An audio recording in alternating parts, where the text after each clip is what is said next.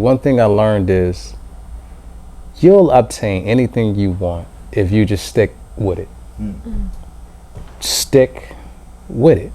There's always reasons to not do something. There's always reasons to stop, whether it's family related, whether it's financially related, which hits most of us. But I would say, like, one, stick with it, stay in it, and also stay open. If you are headstrong that you can't do something, you're not going to do it.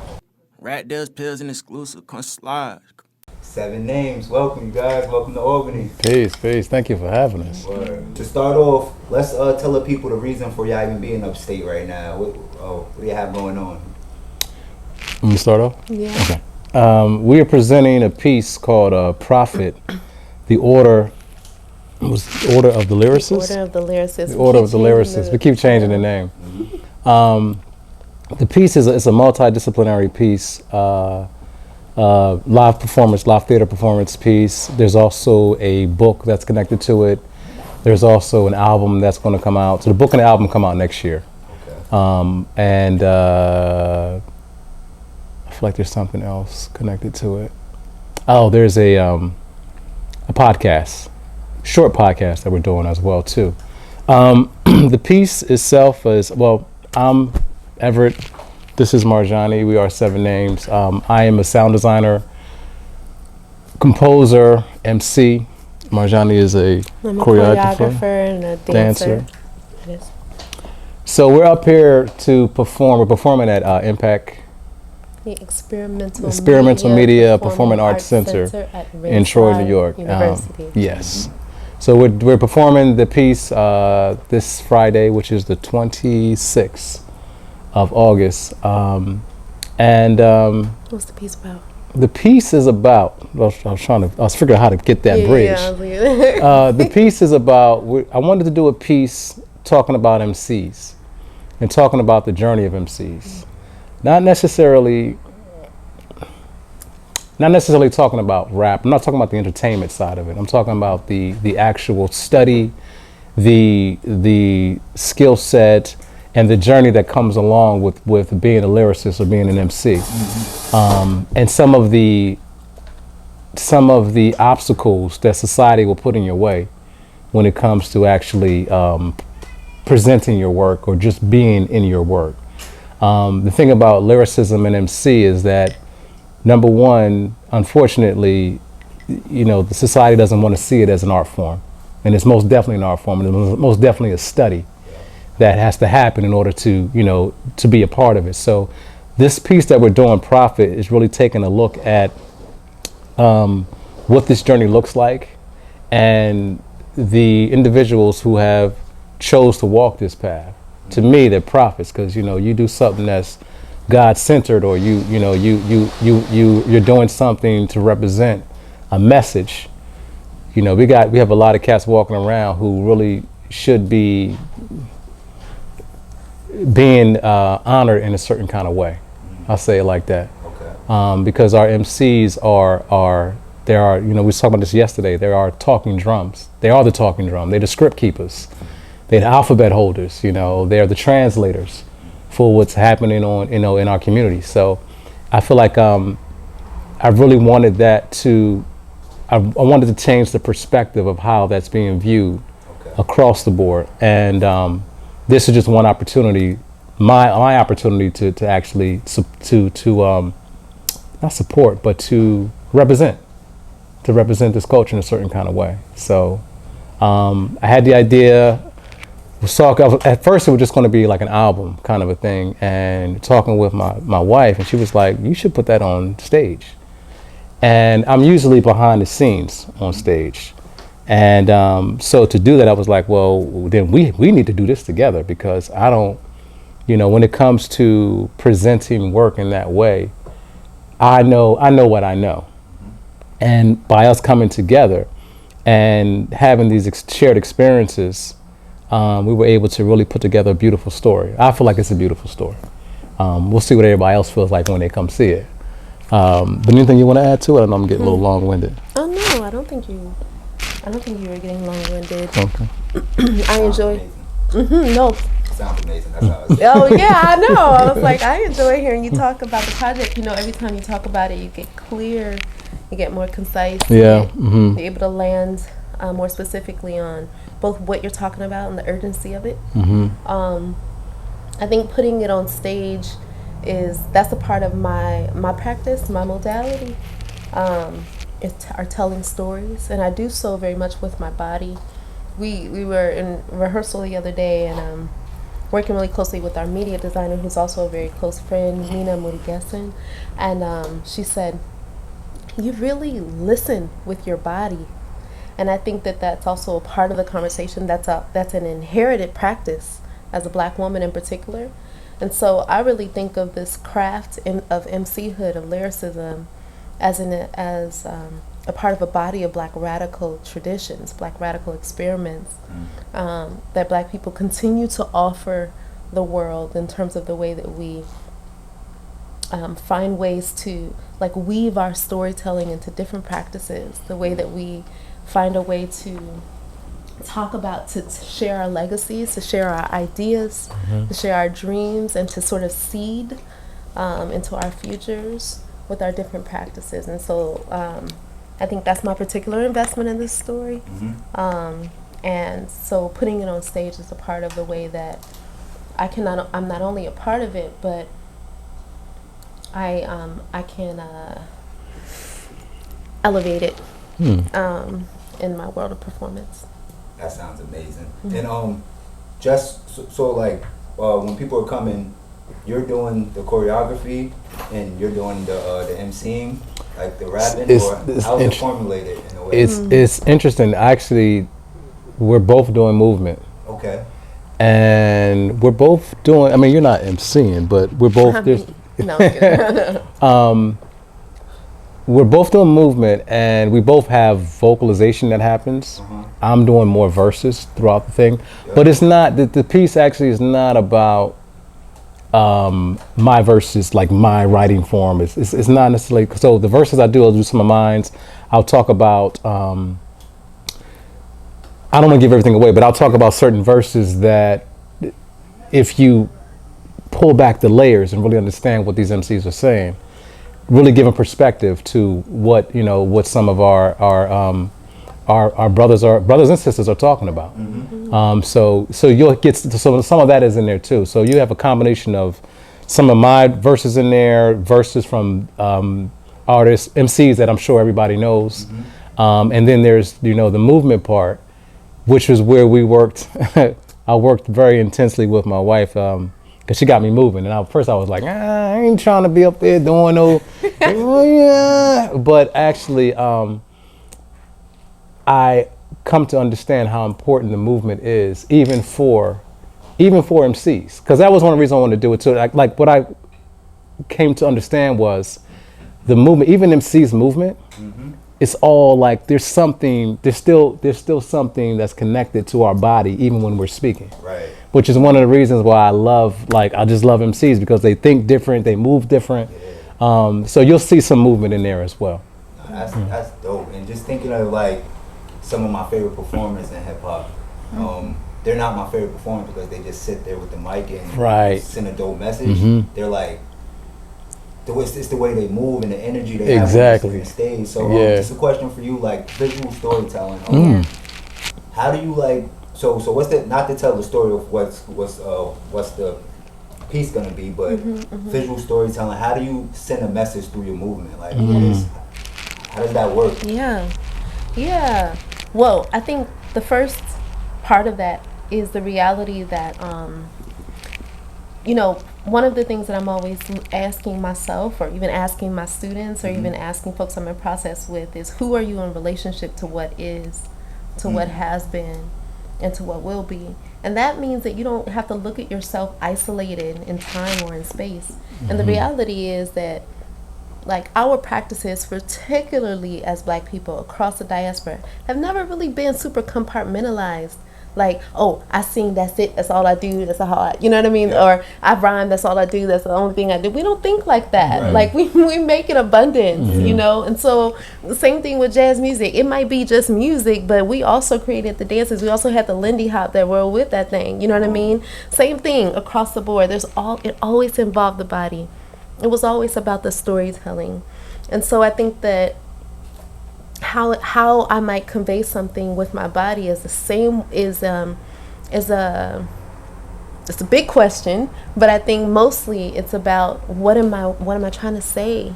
What is a part that words can't do that the body will tell us? Like same thing if you're trying to say what's up to somebody across the street that you cool with is it's a difference between that and it was like, hey. You know, your body really our bodies give a lot of information about how we feel and what we want to know and what we want to convey.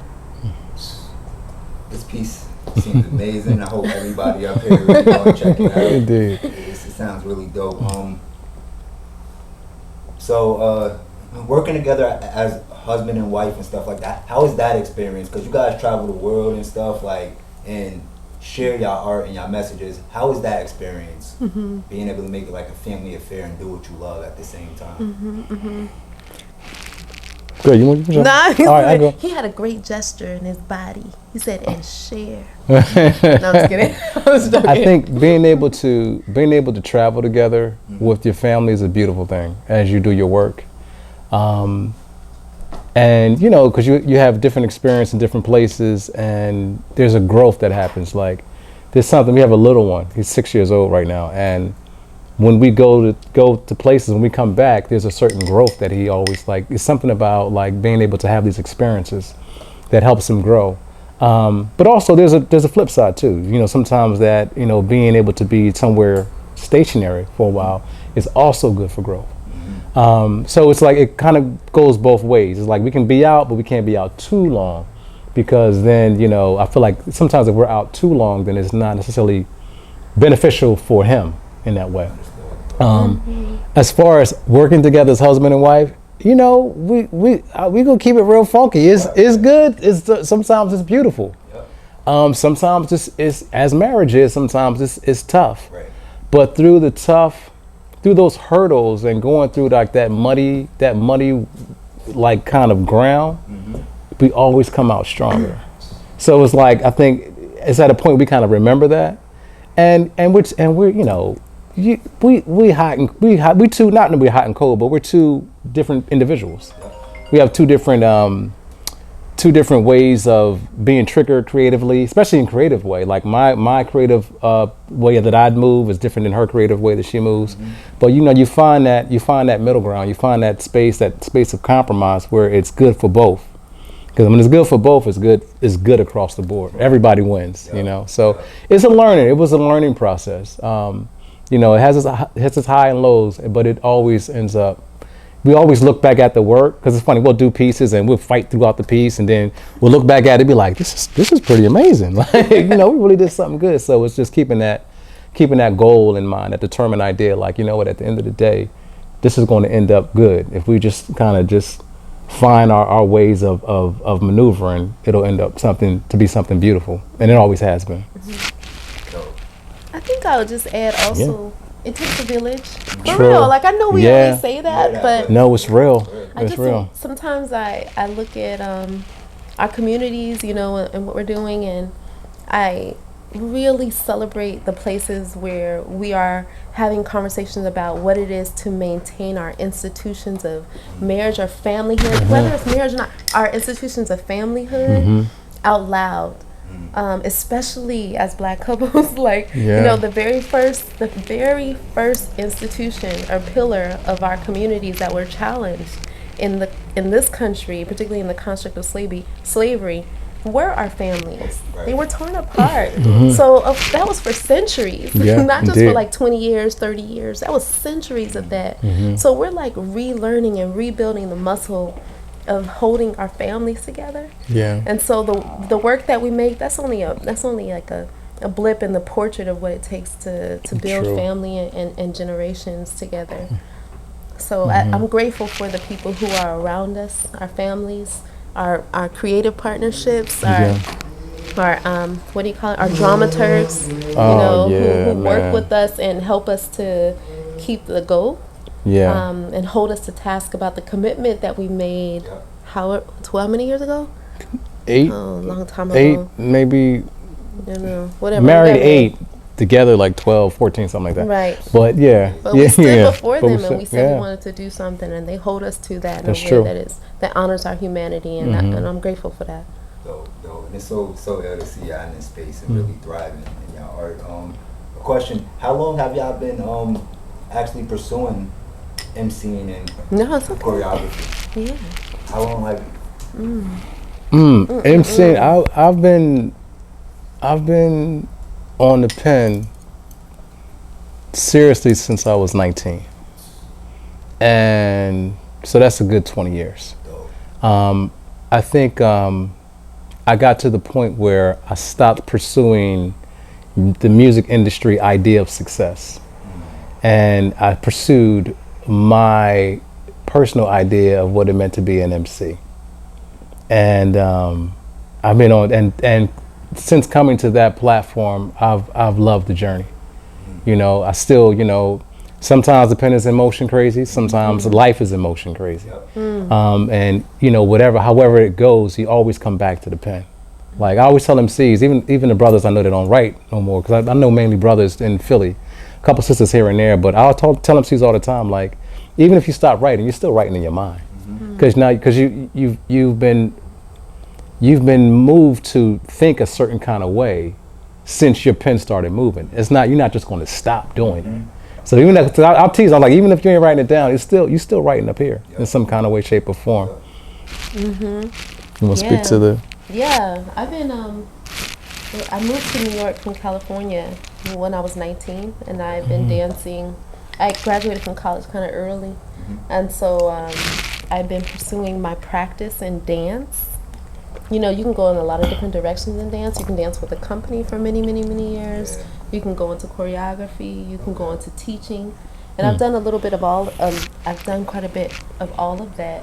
But I would say that choreographically, that was more so after I had danced with a company for several years. So it's been a long journey, about 15 years. Yeah, and I'll say it's true. Actually, with MC, that's how I got to do sound design and composition for theater. Because you know how it is when you're an MC, it's like after a while you can't find a producer, they want too much money. So you're like, all right, I need to figure out how to do this myself. And that actually already, it's interesting. MCing helped me understand not just the love I had for music or for sound, but the ability I had to do it. Because before that I didn't have any like formal training in that way. But wanting to record and needing to I need music to record, so let me get this MP and figure this out. And now the MP, okay, now I'm digging for records. Now I'm listening to records a different kind of way. So now my appreciation for love is growing. And then you start, this starts building. And actually with this union here, where when we started dating, my wife was like, hey, I'm doing this is my first solo work, can you do some music for it? I've never did music for theater. So I was like, I guess, I don't know if I can, I don't know what you want for that. I have no idea what that looks like. But we dove in and we've been doing it 12 years later. I know. Yeah. They started looping that Stevie. It was Secret Life of Plants. On the I had flipped like a section of Secret Life of Plants, and which is like, and it worked. And it worked for what she was doing on stage. And that was actually a different thing for me to actually produce something that I wasn't spitting over, that didn't need a whole bunch, didn't need a certain kind of drum structure, just kind of space it out a little bit. And it opened up a whole new window, which is what happens, which I feel like happens to a lot of MCs. Like, you do one thing and it'll open you up to other things. Exactly, yeah. Because when we're in the music industry, kind of in hip hop, we're kind of not taught, but we're only it's like we know what we see. True. And the thing that's on the forefront is just this type of rapper and right. This type of success is what they call success. And when you said you found your success and the type of success you wanted, right. that really made sense to me. And just if you could give people some advice on something you've learned on your journey as an MC, what's something, and I'm sure it's many things, but what's one thing that you've learned on this process that can help out another MC coming up? This may sound cliche, but I would say one thing I learned is you'll obtain anything you want if you just stick with it. Stick with it. Like there's always reasons to not do something. There's always reasons to stop. You know, it's whether it's family related, whether it's financially related, which hits most of us.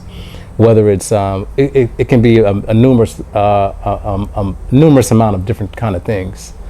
But I would say, like, one, stick with it, stay in it, and also stay open. Don't, like, if you are headstrong that you can't do something, you're not going to do it.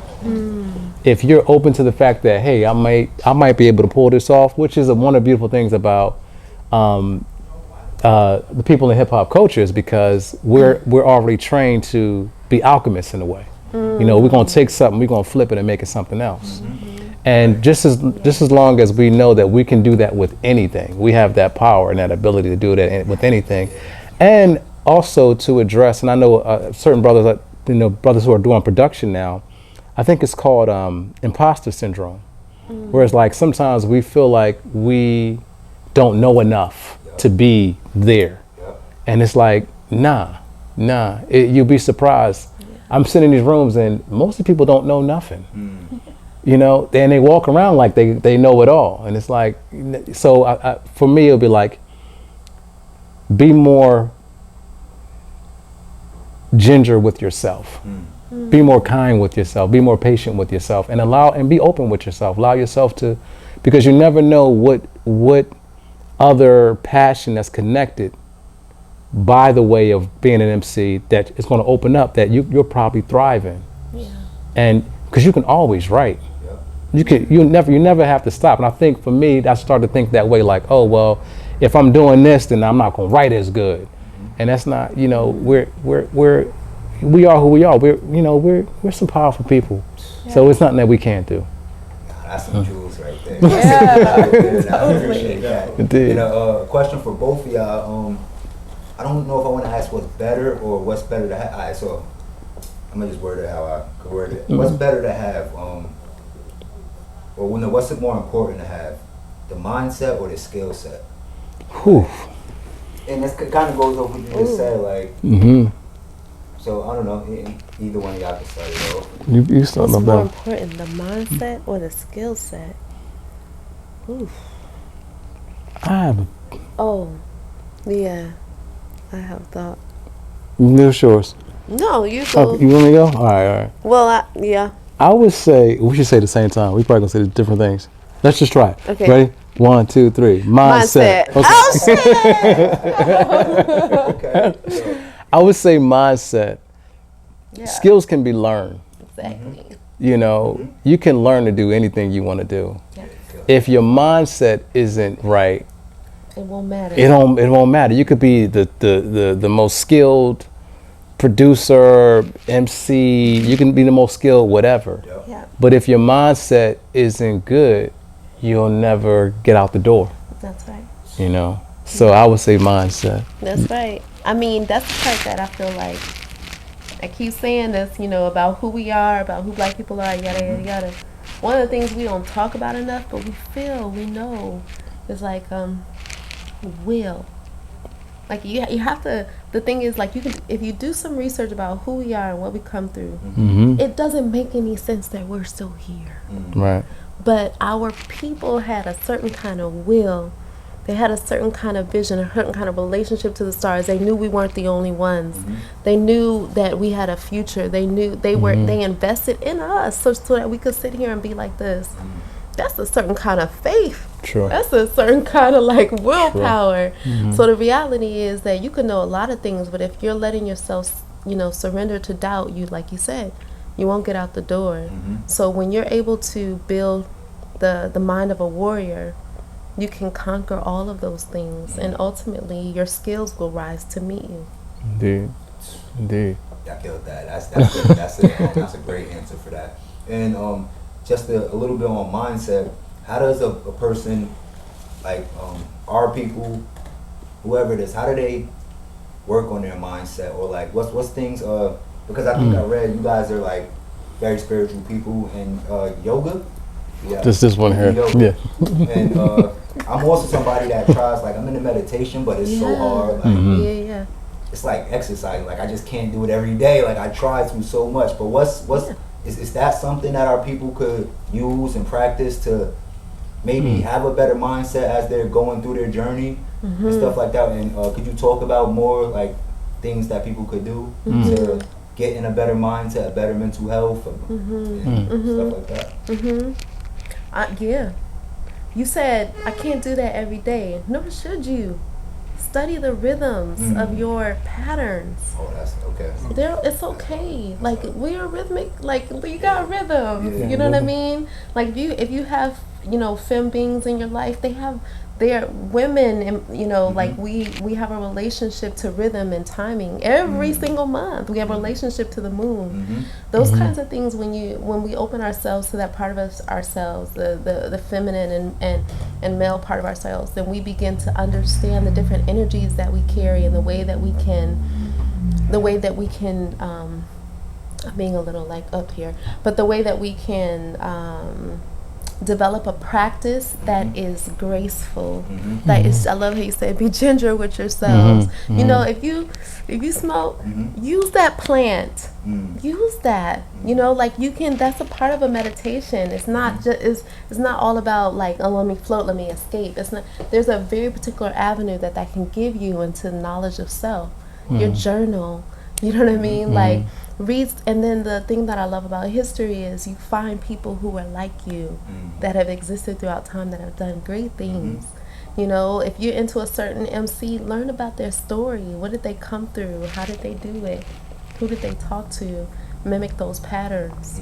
I think that to me, like the study, the spiritual practice, the using the tools and resource. If it's the tree, if it's like chimes, if it's YouTube chimes, and do that for a period of 7 days and give yourself a break. Journal about it. I think those are the kind of practices that I believe that our intangible selves, our souls, our immaterial selves crave, and it begins to trickle into our practices. And so one bite at a time, and rhythm. Rhythm, one bite at a time. That's an amazing answer for that. Yeah. I just have to add, man, I love the question, because a lot of times we talk about what to do, but we don't talk about the tools that's needed to make it, to get it done. I just wanted to add, like, I really appreciate the question, because in our community we need tools. How do we? Okay, all right. You saying go build a house? Okay, where's the tools at? Where's the tools for me to build this house with? Because I just want to say I appreciate that, and just to mimic the same thing that you said, like, yeah. Take a moment. I think when it comes to how to strengthen the mind state, it's really, one, take a little time to figure out who you are outside of what white society does. What is your rhythm? What is your culture, your personal culture? And when you start to dig into that, you find out who you are and who you're not. Right. And then that, to me, that already builds confidence, because you start to realize, oh, I don't have to do things like this, and that, because that's not my culture. My culture is actually, I move like this.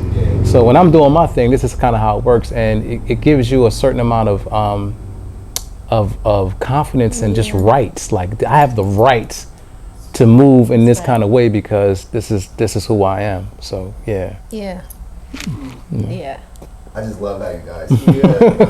People gonna let it get you, because you guys, it's the way y'all explain, and just I appreciate. We appreciate you. Beautiful questions. Yeah, these are wonderful questions. Really. Like, let's talk about storytelling and like the power of storytelling. There's like, you could have something explained to you. You could watch something like it's like an explainer or something, and it's like it won't hit as much as if somebody took that same message they're trying to get across and put it into a story. Like, even like a children's book, like there's messages in children's books and stuff, and it's like they're putting them in a story mode and giving the kid like a message without the kid even knowing, but in music and dance and choreography. Let's talk about the power of storytelling and like how you guys use that to really get your messages across. Yeah. That's it. Yeah. I'm gonna just say a little tidbit, and I'm gonna throw that to you because I feel like you can really. I would say when it comes to storytelling, if we remember, the power of storytelling is really how we got a lot of religions today, because there were certain kind of messages that had to put into a story to pass them down of what to do and what not to do. So, you know, certain kind of moral codes, and I think the power of storytelling is evident through, if you look at that and look at what, you know, the I'll talk about the power of religion. I'm not going to. We can analyze it later. Yeah, but if we talk about, you know, how much of a mass thing religion has done, as far as being all over the world, that is mainly through stories and through storytelling. Yeah. Therein lies the role of the artist, as James Baldwin might say. The role of in many different societies, the artist is an integral member of society because of their ability to weave story, because of their ability to hold story, and it's through story that we come to understand who we are, that we understand our lessons. I remember I grew up in a kind of African-centered school, and in the morning we would read Mathali, which is a Swahili word for proverb, or like like when lions unite, they can tie up a lion, right? That kind of thing. And those very short bites, those little short Mathali or proverbs or stories, would give us lessons on how to move, on how to navigate life, and how to recognize, like when we're at a crossroads, how to recognize, I think I remember that this is actually when I should be trying to unify, trying to connect, or trying to find my allies in this space, so I'm not by myself trying to handle this, you know, those kinds of things. So I feel like the practice of storytelling is a study to understand how other folks have told that story or engaged that story before, but it's also a kind of weaving, because when you can understand different sides of a story, then you understand the bounty of lessons that are woven up inside of it. You know, it's never just one way, right? But there are multiple ways that you can take on any different direction or any different idea or problem or conflict. So you can see different sides of it, then you build your wisdom. Definitely. Yeah, so I don't know why this might be like a broad statement, but when I hear you say you're from Philly, when I think Philly, I think poets. Like I think I don't know what it is that even makes. No, I feel like some great poets, and I can't even name off my head which ones, but like, did you get some of your inspiration of who you are today, maybe from people coming to MC, from anything from Philly? Did any of that come from all of it? Yeah, all of it. Was there anybody or artist that inspired you coming up in Philly? Well, interesting enough, yes to your question, yes, without question. There's a few. The inspiration started actually from my peers. Okay. I would say we young cats, and I think from high school, and I'm seeing them, you know, writing rhymes and stuff like that, and just growing. You know, the thing about Philly for me was it forces you to find your voice. Like, what is your style? What is your style about? What does your style look like? And how can you be remembered from that? So, you know, this is back when cats ciphered more than what they do today. So you have ciphers, and the cipher was really like you would come together and you would hear other people's style and be like, oh, word, are you from out west? Okay, cool. Are you from down north? Okay, word. And that really helped mold style. As far as intent, I got intent, and actually I got that from, I did a show with the Last Poets many years ago. That's who I be thinking about. Yeah, and even though they're from, well, one of them is, I think, out of Harlem. I forget where Umar is from. Umar bin Hassan. That's the cat I talk to the most. But I was a young dude, and I wasn't really doing spoken word like that. And some kind of way they got wind that I had there was some spoken word, so I wound up doing a performance with them.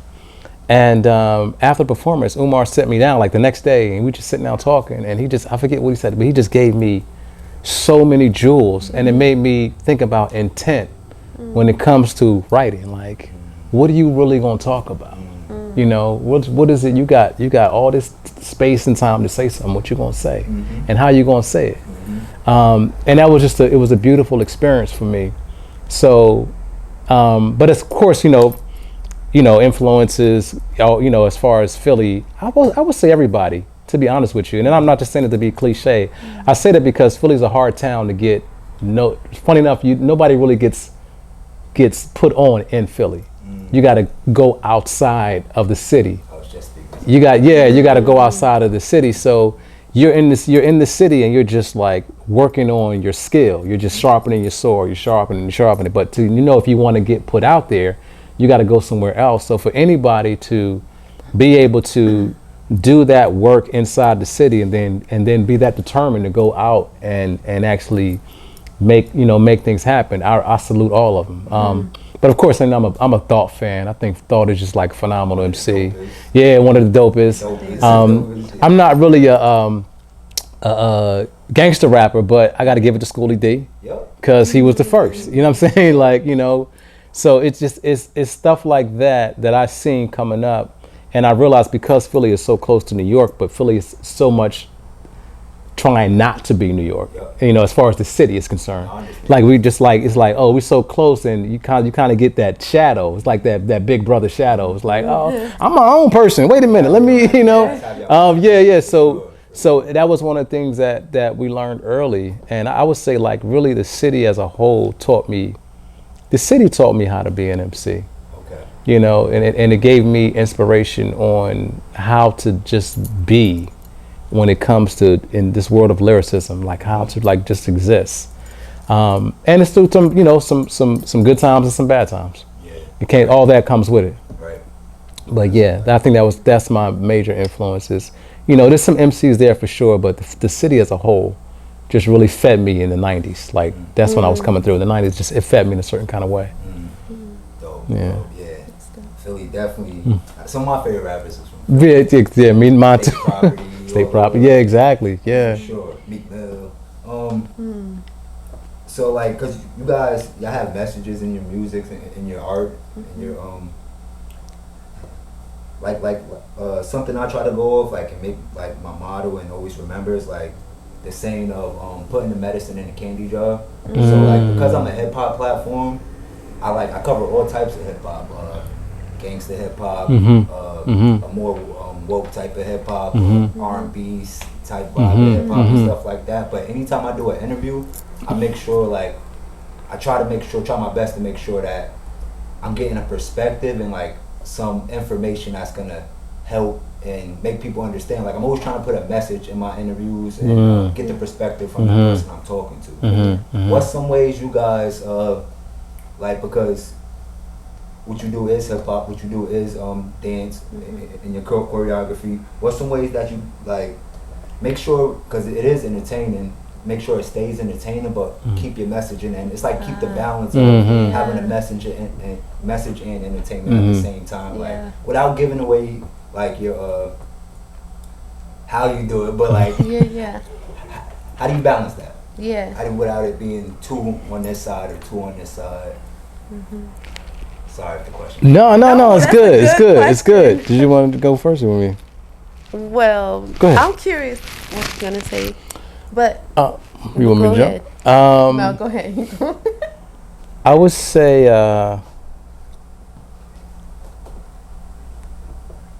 it's twofold. One is I'm from that school. I have to. What I do has to be connected to who I am today. Some kind of way. It has to be connected to the way I view my people. It has to be connected to the way I view nationhood, the way I view community, the way I view intent. But I also gotta like it. It also has to be appealing, because even this piece, for a while I was like, who's gonna come see a piece in these predominantly white institutions on MCs? like I didn't believe it for a while. I was like, ain't nobody gonna come. Nobody's gonna like back this kind of a thing. But then you see it's a certain side of that. Yep. Another side. But for me, it's in order to keep in that balance. I think you just have to walk away and love what you're doing. Yeah, I love it. And be able to look at yourself in the mirror the next day. But like, you know, I said such and such and such and such. Can I stand behind that? Yeah, you know, yeah. I think that's the main way that I try to stay true to it. And it gets a little harder as you get older because when you have a family, it's just mainly you. Back in the day, it was me and like 12 other MCs. So you had people to bounce stuff off of. Somebody be like, that's kind of cool, but try doing it this way. When you get, you know, as you grow, you're like, you know, might have to send it to your man via email or text message or something like that, which is still cool. But a lot of times, what I've come to realize is, I have to, if I feel it here, then maybe it's good. Yeah, maybe it's good. I gotta send it to a couple of people to get maybe sometimes I want some type of confirmation, but I gotta walk out the door saying to myself, oh, that shit is dope. You know, if I can't say that, then it's like I probably won't make it. It won't come out the door. It'll stay back buried somewhere until I get to a point where I make it something that I actually love. Yeah. How you do it? Yeah, no, I agree, but yeah, I don't know. I think I don't know because I think I'm thinking about what you were saying about as you get older, your relationship to what's good. Yeah. Your relationship to what's good changes. It does. And you and I think that one, you have to mean it. Like I'm not putting it on stage unless I mean it. I'm just not. Which means that some things are just going to be simpler.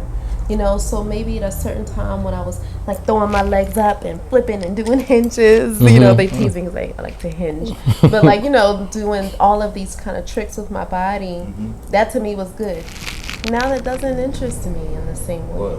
You know, so I think that what you said, babe, is right. Like I have to love it, I have to mean it. But the idea of like, is this good? We're always asking that. Yeah, like when that's where I'm like, going. That's artist. Is that a thing? Yeah. It's always a thing. So I don't know that you ever really know about that balance. I don't think that there is a real balance. Right. Nah, that's dope. That's dope. It's like not gonna compromise our art if we feel it. Exactly. Yeah. That's what it is. That's what it is. That's what it is. Yeah. Word. Yeah. Nah, I definitely feel that. Powerful conversation. Could y'all explain the 7 names? Oh. Like, what does that mean? The meaning of that? Yeah. Yeah. Come on, player. Well, I'm not gonna give you a whole government on the thing, but I guess what I'm saying is like our names combined total 7. He has a set of names, but when we got married, he was also given a set of names. We have a tradition in my family of naming or being given African names, like names from the continent. Yeah. And so there's a naming ceremony, and that's a part of the reclamation process of Pan-Africanism, of black folks, you know, sort of drawing that connection back. Like I don't know where my people are necessarily from the continent because of the transatlantic slave trade, but I'm going to name myself based on my relationship to Swahili or my relationship to Yoruba or that kind of thing. So he was given some names. Actually, I'm just jumping real fast because it was her. No, you're absolutely right. I just want to give a little more context because it was such a beautiful process. It was her Auntie Naima, who was one of the, I guess, was she a founding member of Black Panthers in LA? Oh, no. She's a part of the Malcolm X Rasmus? No, before this Malcolm X Rasmus. New African Society. Oh, God, I just forgot the name. She was a black nationalist. Maulana Karenga, who is the founder of Kwanzaa. They're a part of a... So we hear about the Black Panthers, but there were many different black nationalist organizations across the country, right? So Black Panthers is one, but there were many. There were a lot, yeah. And some were focused on culture, some were focused on policy, some were focused on different things, right? My aunt was a part of a collective of both Black Panthers, but also different Black nationalist organizations. She is among the many of the folks who are considered Pan-African leaders. So they were traveling. So she lived in East Africa for a while, and it's there that she studied a lot of the like East African traditions and. Part of that, and so she came back and named her family, and named my dad, her brother, right? Many people, and so we have this. So that's how my name is Marjani Akita, right? Which is Swahili, right? And so Eric was given so a set of names. I was when I heard that, I was like so intrigued, and I just love the story, and just have so much love for her aunt because she's such a beautiful person. So we would have conversations after a while. I was like, you know what? We got married on. What was that, the 18th? May 18th. 18th. And the next day is Malcolm X's birthday. So I was like, hey, I want you to give me a name. I asked her if she can give me a naming ceremony because I wanted her to get to produce a name. And it was so beautiful the way she did. It wasn't just like, okay, baby, I'll be back. No, we had so many conversations. Like she talked, she wanted to know about my upbringing, my whole life, my family. And she took all these things and generated a name. Yeah. Assis Jalea. Assis Kibwe Jalea. And just her telling me how she got to that point from the stories that we'd had a lot of conversations, but her getting to that point was so moving to me. So you basically, to make a long story short, all those things come up to seven names. 7 names. Wow. There you go. And that's how we got. Storyteller like that. Now, like, I was like, oh, it's already a dope. I want to name Yeah. What's my word?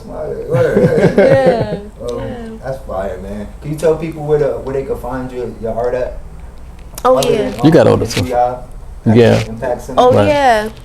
Okay, so we're on Instagram. Follow us. The 7NMS_. That's both of us. And once you follow us, then you'll find our individual pages. But we really want you to follow us. Us, as a whole. Yeah, and I think that's it. That's all we got. We are working on our media stuff. That's one of the things. People good at some things, not good at some other things. So drop an album, right? Next year, the album, Be available on all streaming platforms. It will. It'll be. We're going to press up some vinyl, but the actual digital copy will be available on Spotify, Tidal, like all the streaming platforms. We'll hit all those. But follow us on IG, and then you can also if you can also sign up for our e-blast. We send those out, and you can follow the life of the work. But definitely the life of the work will be on Instagram for sure. Yeah. It was amazing speaking to y'all. I appreciate y'all coming through. Thank you for having us. We're grateful. Thank you. We are so grateful. Indeed. Peace. Peace.